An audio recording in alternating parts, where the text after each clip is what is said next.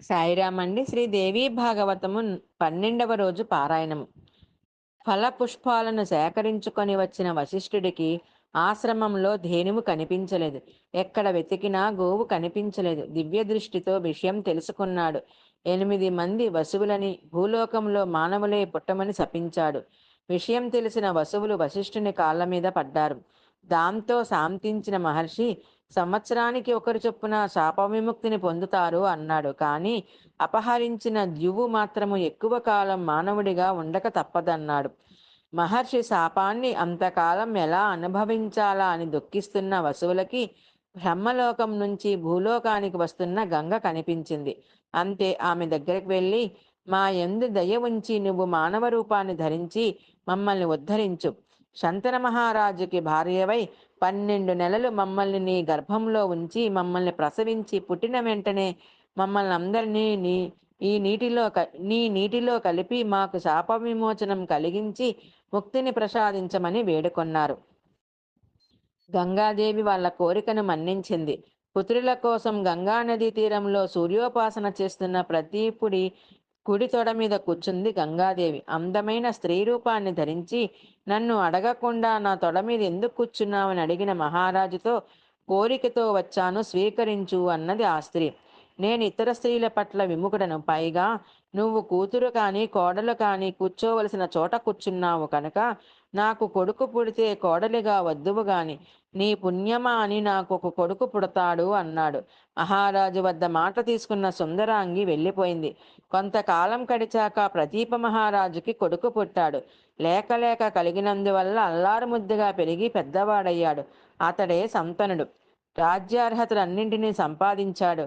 కుమారుడికి రాజ్యభారాన్ని అప్పగించి వానప్రస్థాశ్రమానికి వెళ్ళాలని నిర్ణయించుకున్నాడు ప్రదీప మహారాజు. కుమారుడిని పిలిచి ఆనాడు మాట ఇచ్చిన సుందరాంగి విషయం చెప్పాడు. ఏ అడవికి వెళ్ళినప్పుడో కోరికతో నీ దగ్గరికి వస్తుంది, అప్పుడు నువ్వు ఆమెను తిరస్కరించుకొని హెచ్చరించాడు. ప్రతీపుడు పరాశక్తిని ఉపాసించి ముక్తి పొందాడు. మృగయ వినోదుడైన శంతనుడు గంగా తీరానికి దగ్గరగా ఉన్న అరణ్యానికి వెళ్ళి సంతనుడికి తండ్రి చెప్పినట్లుగా సుందరాంగి కనపడింది.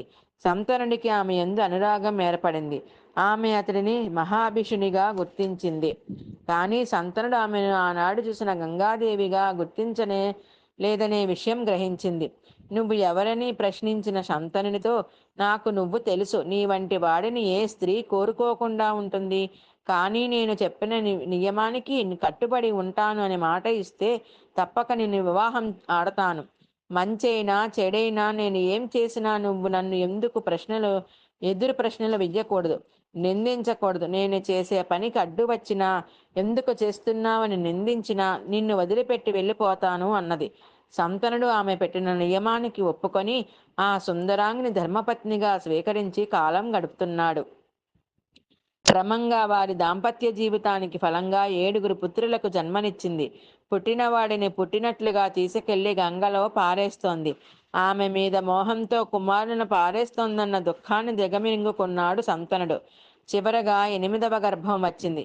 ఏమి చేస్తోందో ఏమో, ఏమైనా ఈసారి అడ్డుపడి ఈ పుత్రుడినైనా దక్కించుకోవాలనే నిర్ణయానికి వచ్చాడు శంతనుడు. 8వ వాడిగా ద్యువు పుట్టాడు. గంగాదేవి యథాప్రకారం నదికి బయలుదేరింది. శంతనుడు బిడ్డను నీటిలో పడేయవద్దంటూ పరిపరి విధాలా ప్రాధేయపడ్డాడు. కోపంతో వంశ వినాశిని అని నిందించాడు. అంతే, నా నియమాన్ని ఉల్లంఘించావు, నేను నిన్ను వదిలిపెట్టి వెళ్ళిపోతున్నాను అంది. నువ్వు వెళితే వెళ్ళావు, కుమారుడిని ఇచ్చేయమన్నాడు. అయినా ఆగకుండా వెళ్ళిపోతూ గడచిన వృత్తాంతం చెప్పింది. అంతేకాక వసువుల కోరిక మేరకు దేవకార్యం కోసమే నేను నీకు భార్యనయ్యాను. 8వ వసువు నీ కుమారుడు. ఇతడు గంగా తనయుడు. మనం కలుసుకున్న చోటికే తీసుకెళ్లి పెంచి పెద్ద చేసి యువకుడిగా నీకు అప్పగిస్తాను అని చెప్పి వెళ్ళిపోయింది. కొంతకాలానికి శంతనుడు వేటకు బయలుదేరి పూర్వం వెళ్ళిన ప్రాంతానికి వెళ్ళాడు. అక్కడ విలువిద్యను అభ్యసిస్తున్న తన కుమారుని గుర్తించలేకపోయాడు. గంగాదేవిని స్మరించాడు. అప్పుడు గంగ వచ్చి, ఇతడే నీ కుమారుడే. వశిష్ఠుడి దగ్గర సమస్త శాస్త్రాలు వేదాలు అభ్యసించి పరశురాముడంతటి వాడయ్యాడు. తీసుకువెళ్ళు నీ కుమారుని అన్నది. ఆనందంతో కుమారుడిని ఇంటికి తీసుకొని వచ్చి సంతనుడు ఆనంద పరవశయ్యాడు. యువరాజుగా పట్టాభిషేకం చేశాడు. ఒకరోజు కుమారుడితో కలిసి వేటకి సంతనుడు వెళ్ళాడు. 4 సంవత్సరాల పాటు వేటాడి కాళిందీ నదీ తీరంలో తన గుడారంలో విశ్రాంతి తీసుకుంటున్న సంతనుడికి మంచి పరిమళపు సువాసనలు తగిలాయి. ఆ పరిమళాన్ని ఆస్వాదిస్తూ అది వచ్చిన వైపుకే వెళ్తుండగా మాసిన బట్టలు కట్టుకొని నల్లగా ఉన్న శృంగారవతిని చూశాడు. ఎవరీమె అని ఆలోచిస్తుండగా తన జీవితంలో గడిచిన విషయాలు గుర్తుకు వచ్చాయి. కామ వివశుడై ఆమె వివరాలను అడిగాడు. నేను దాసరాజు కుమార్తెను. తండ్రి చాటుబిడ్డనే నావ నడుపుతుంటానని తన వివరాలు చెప్పింది. సంతనుడు కూడా తన వివరాలు చెప్పి తనను వివాహమాడమని అడిగాడు.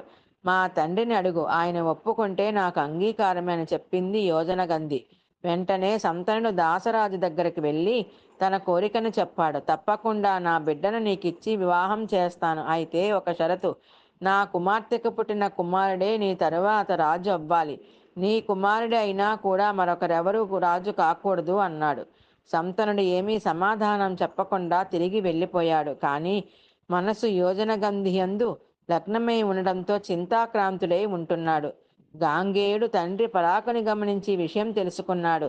సమర్థుడైన కొడుకు తండ్రి కోరిక తీర్చలేకపోతే వాడు కొడుకే కాడు, అతడి జన్మ వ్యర్థం అని చెప్పి దాసరాజు వద్దకు వెళ్ళి తన తండ్రి కోరికను చెప్పి అతడి కుమార్తెను తనకి తల్లిని చెయ్యమని అభ్యర్థించాడు.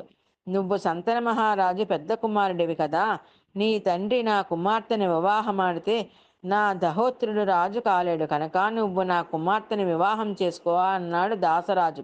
నేను రాజ్యం చెయ్యను, పుట్టబోయే నా తమ్ముడికే పట్టాభిషేకం చేస్తానని మాట ఇస్తున్నాను.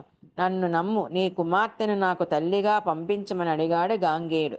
నువ్వు ఇచ్చిన మాట నమ్ముతాను. రేపు నీకు కొడుకు పుట్టి నా మనమడి రాజ్యం లాక్కుంటే అప్పుడు నా మనమడి పరిస్థితి ఏమిటి అని ఎదురు ప్రశ్న వేశాడు దాసరాజు.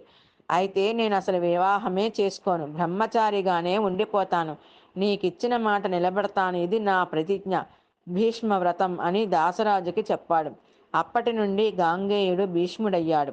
దాసరాజు సత్యవతిని సంతనుడికిచ్చి వివాహం చేశాడు. సత్యవతి యందు సంతనుడికి చిత్రాంగదుడు, విచిత్ర వీరుడు అని 2 కుమారులు కలిగారు. సంతనుడి తర్వాత చిత్రాంగదుడు రాజయ్యాడు. సాయిరామండి. 12వ రోజు పారాయణం సంపూర్ణం.